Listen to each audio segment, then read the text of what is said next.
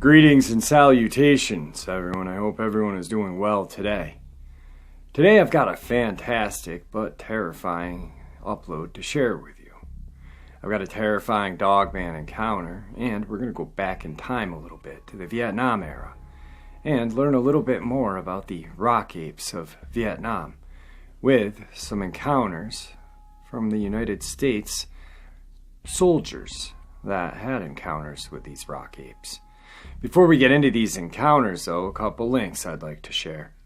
As you know, I rely on my Patreon, my PayPal, and my merch to help this channel to continue to grow and go. All of those links are in the description below. I also have a second channel for creepypastas, fanfiction, and scary voice acting. Stories that do not belong on this channel. Now, if that's anything that you're into, follow that link and give those stories a listen. You may just like what you hear. Now, I've taken enough of your time. Let's get on with these terrifying encounters, shall we? Today's first part of the upload. The rock apes of Vietnam.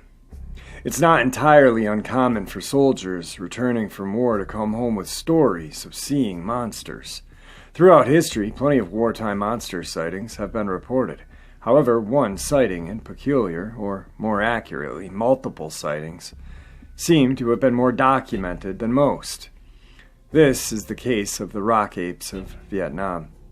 Rock ape is a name given to the creatures allegedly spotted by multiple American soldiers during the Vietnam War. However, even prior to the war, stories floated around of jungle people.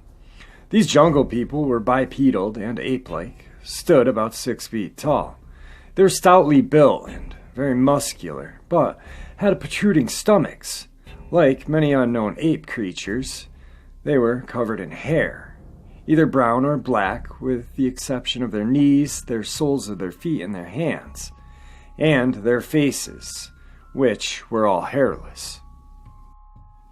The jungle people tended to live in a more isolated, remote area of the jungle, keeping to themselves. However, if a human made the unfortunate mistake of crossing their path, they would become bold and aggressive, and would not have any hesitation in attacking the unlucky intruder.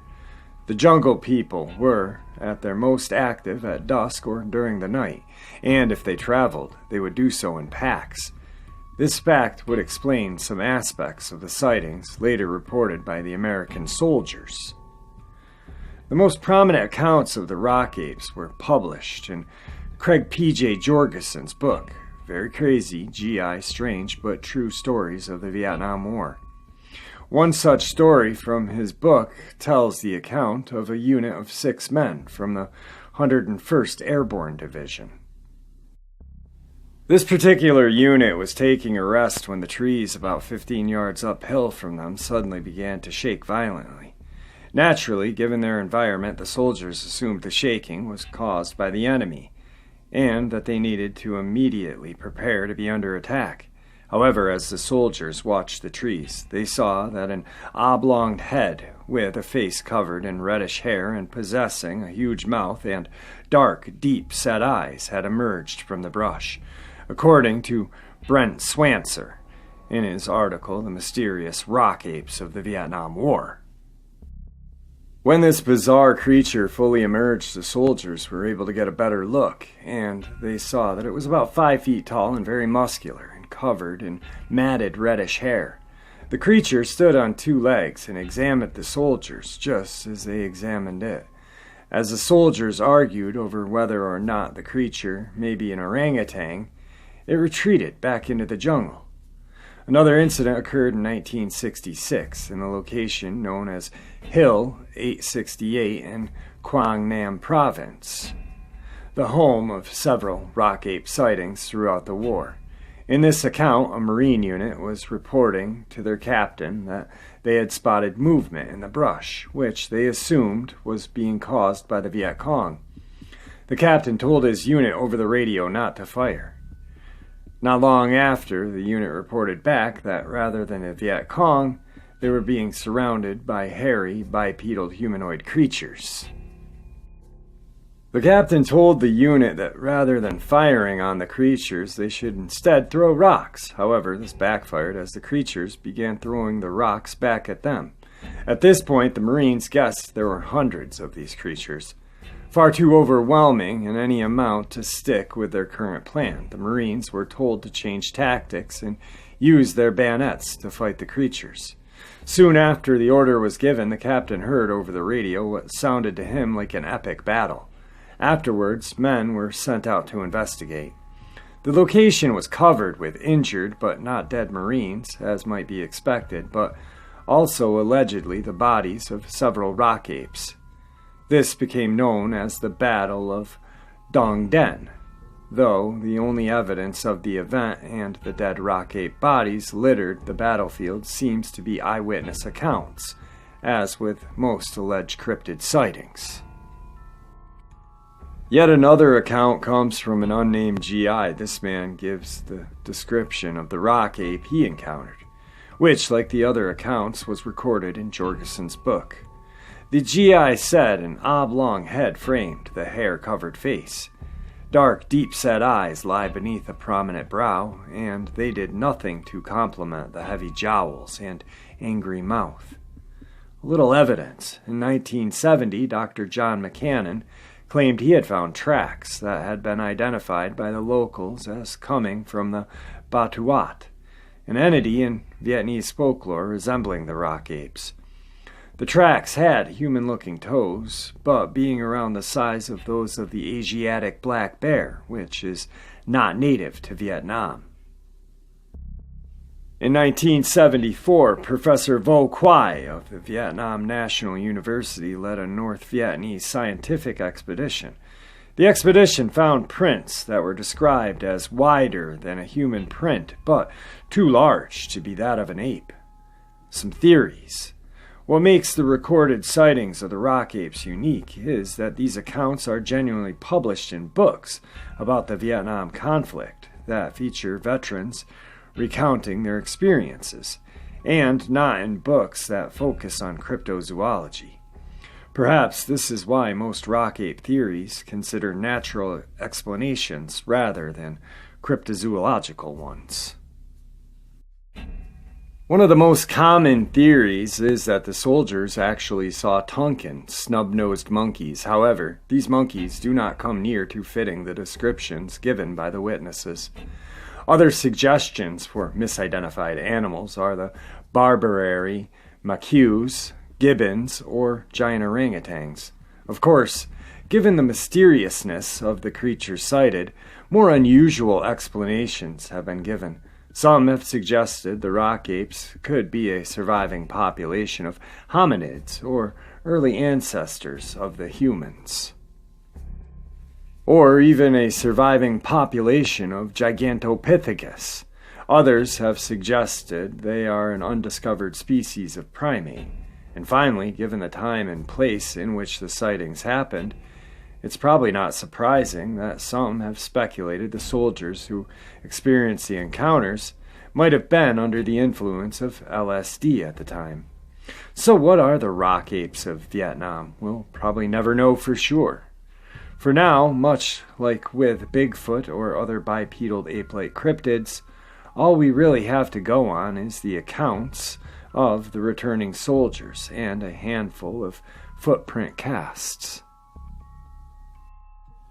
Today's second encounter is a terrifying Dogman encounter. Jay, who had a harrowing encounter with an upright canine when he was 15 years old while growing up in Delta County, west central Colorado. He had resisted talking about this incident until he had heard of recent upright canine encounters told to him by friends and associates in his current residence of Fayetteville, Arkansas. Jay states that when he was a teen, he and his friends would hang out at the Gunson River, not far from the confluence with the Uncompahgre River from his hometown in Delta, Colorado. One late night in the mid-90s, at approximately 12:30, Jay had arranged to meet a friend at their preferred spot along the Gunnison River. They had a routine of exploring an old abandoned factory that still had lights working around it. The lights would illuminate the river and shoreline. The river at this location was fairly shallow during the summer and could be easily crossed. While waiting for his friend, Jay decided to kill some time. There was an auto parts lot, junkyard, still there near the location that interested Jay. He has always been fascinated with automobiles and is currently an auto mechanic. He knew the man who owned the lot, which was guarded by a German shepherd that was pretty friendly with Jay. Many times the dog would wander down by the river in order to greet and play with Jay. As Jay began to make his way towards the lot, he had to pass a huge downed tree that laid along the river shore. The end of the downed tree had a huge bundle of exposed roots and debris from the river. As he walked by the tree, he noticed a pair of long ears visible from the other side on the top of the downed tree. Thinking it was the German shepherd coming to greet him, he started calling out to it. In fact, he tossed a few pebbles at it in order to get its attention. Then suddenly, an unimaginable creature stood up. The light from the abandoned factory gave Jay an uncomprehended view of this beast. He was witnessing a 7 to 8 foot tall humanoid with the head of a large wolf. The canine teeth were clearly visible, and its orangish yellow eyes looked directly at him. Jay said the eyes looked like distant lights coming from a tunnel. He was truly shocked at this sight. Jay then lets out a scream. The beast reacted by grabbing the exposed roots and leaping on top of the downed tree. Jay's description was that of a sparsely haired bipedal canine with wide muscular chest and human-like arms ending with human-like hands and long fingers with talons. The waist and hips were narrow with muscular hocked legs extending down to the long human-like feet. The beast was standing on the balls of its feet. Jay instinctively ran towards the river and quickly waded across to the chain-link fence. As Jay looked back, the creature was on all fours, watching him from the far shore of the river. The beast was watching Jay, but then directed his attention upriver. It suddenly took off running on all fours upriver at what Jay described as an incredible speed. Later, he was told by the man who owned the auto parts lot that he should never walk near the river at night. His comments were, "There are many things out there that we can't comprehend."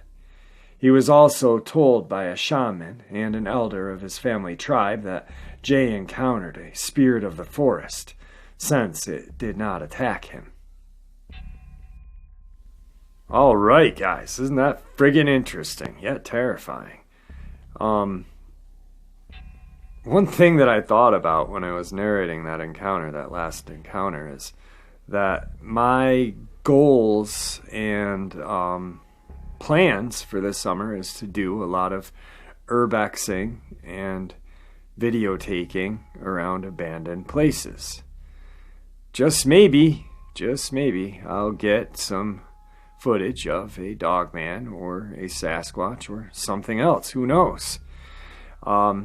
Something interesting that struck me is that the creature was standing on the ball of his feet. Ironically enough, I was just reading something, and if you ever watch a child run, they run on the balls of their feet. As adults, we tend to jog with these jogging shoes that put most of the support on the heels and arch of our feet. I was listening to a podcast the other day talking about how as adults we run differently than children, and the way adults seem to run is not good for our feet because of the smashing. I just found that interesting. Actually, the podcast was with Joe Rogan and Jesse Ventura. Really cool little podcast. But I found it interesting because this dog, man, here we have a creature, a bipedal creature, that is running on the balls of its feet. First, because it's faster. Second, because there's less friction, there's less pounding onto the ground. It struck me as interesting. A lot of things strike me as interesting. It's just weird how my brain works. But wow, man, that's a really terrifying encounter. And then the end, he talks to the owner of the junkyard, and then some elders and a shaman of his family tribe, and they say, don't go down there, but you just ran into, the spirit of the forest because it didn't attack you. Wow, it's just, these encounters are just so creepy and scary. Ugh. Anyway. Now, the Vietnamese rock apes have always interested me. I don't know if it's because of my dad being in Vietnam. I've always wanted to ask him if he had ever encountered anything like that. But I know that he had some bad shit happen over there. And so out of respect, I never did. I remember when I was younger, I saw the Patterson film, and I was probably 7. It was on that show that Leonard Nimoy used to host, and I was with my mom, and I was just at awe, and I was like, whoa, is that real? And, my mom's like, I don't know. And, we had a brief conversation. I don't really remember exactly what was said. But I think if she had said no, I think that would have closed that book for me.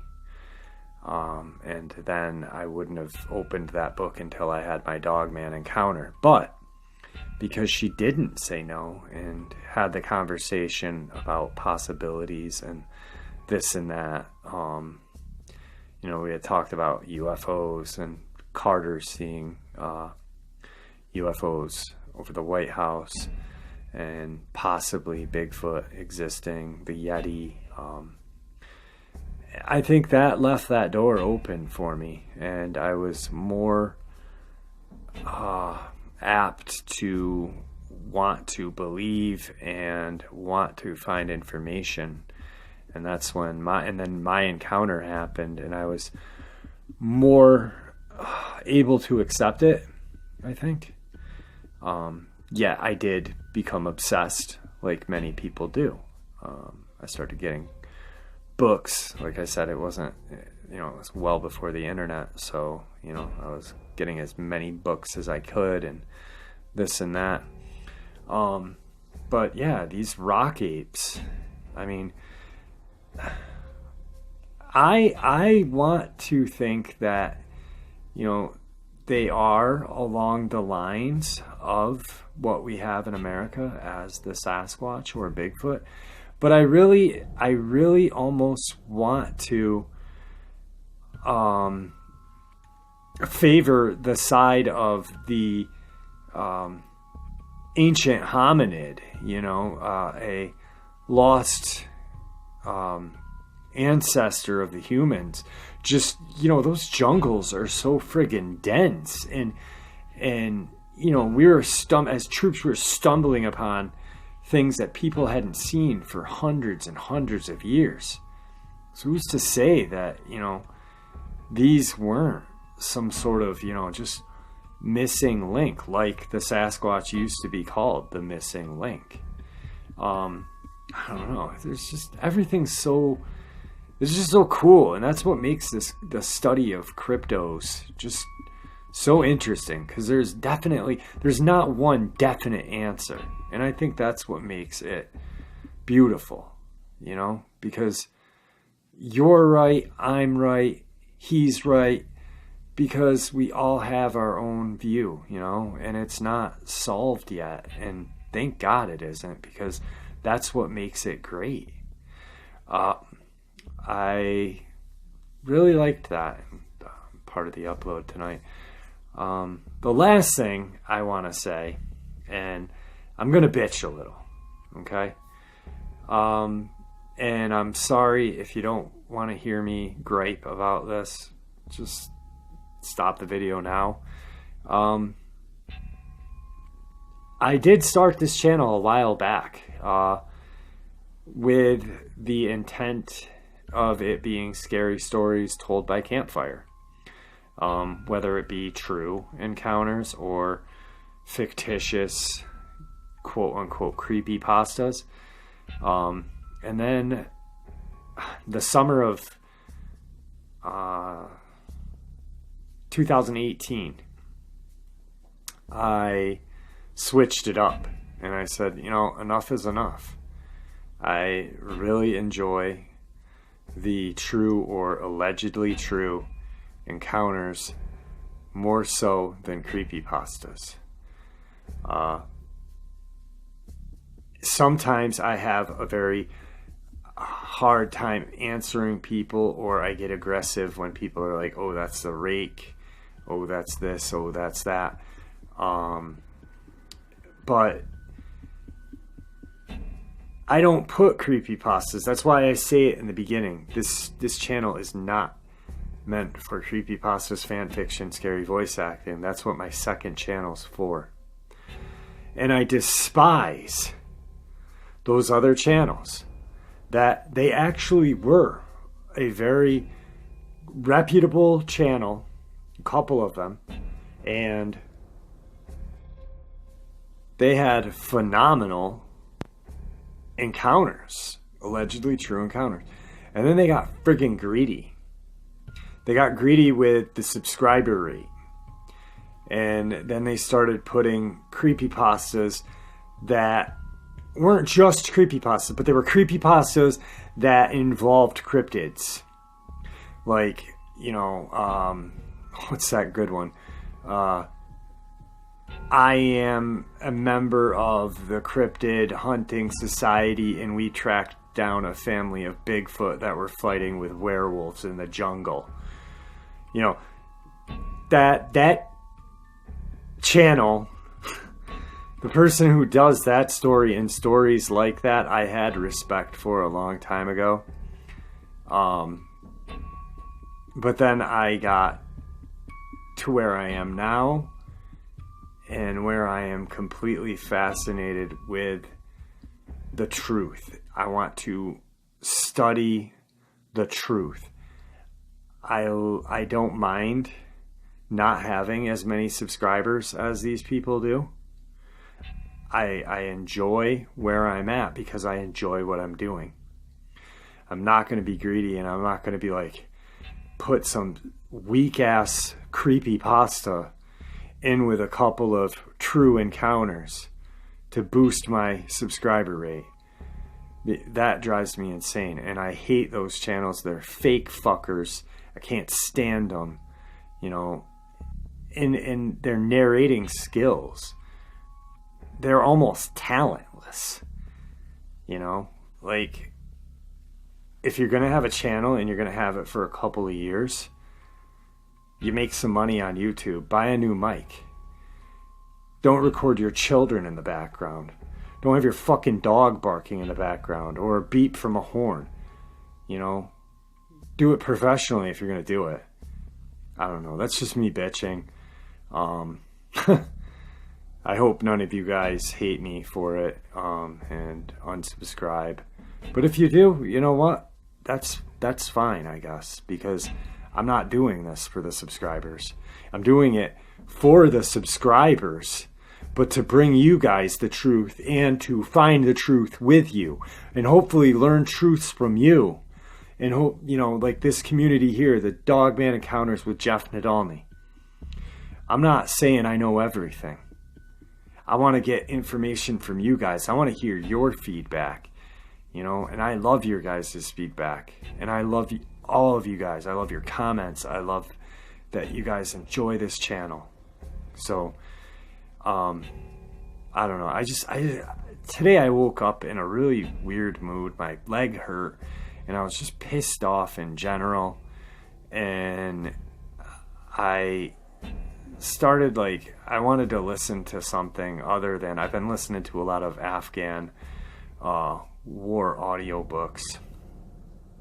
And I wanted to do, change it up a little bit. So I was looking for some cryptid encounters,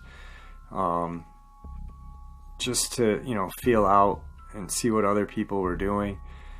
And I stumbled on to this one channel that I listened to a while back. And I'm so glad I unsubscribed to this guy years ago, or a year and a half ago, because holy shit, man. He was reputable. And now he's a fucking joke. And then the people that listen to these encounters are like, I'm sure some can differentiate that this is a fake story. But then there's others that are like, oh my god, that Dogman talked to the Bigfoot, and then they fingered each other's ass right there in front of the troops. Oh man, that's crazy. Dude, like, come on. I mean, cryptozoology is, on the normal aspect of society, we're already looked at as weirdos enough, Like, at least let's have the allegedly true and true encounters together, and let's not mix fiction with that, because then you're just a fucking bozo.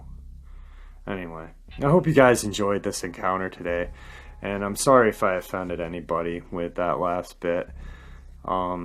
It's just how I feel, and I hope that some of you guys can see what I'm saying, because I know the majority of you have that passion that I have, and I'm sure it bothers you guys too. So anyway, with that, I'm going to bid you a farewell.